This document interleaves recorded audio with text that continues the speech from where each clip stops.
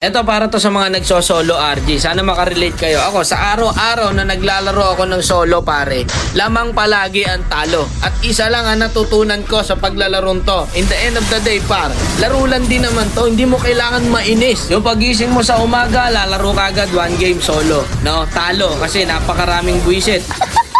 Lalaro ka sa tanghali, kakatapos mo lang kumain para may lakas ka. Pag na-lose streak ka, ibibigay sa iyong kakampi, may mga sariling mundo.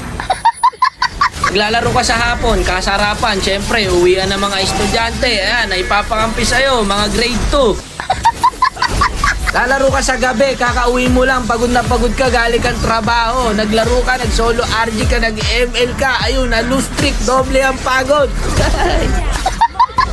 Kung inaakala mong pampatanggal to ng stress, nako hindi ko, nagkakamali ka dyan kaibigan. Pagkagising mo kinabukasan, masakit na likod mo sa trabaho, masakit pa ulo mo no, sa mga schoolworks, dadagdag pa tong mga kakampi mo to. Kung naghahanap po kayo ng tunay na problema, mag-solo RG ka, nandito lahat. No? Lahat ng hinahanap mong klase ng problema, nandito.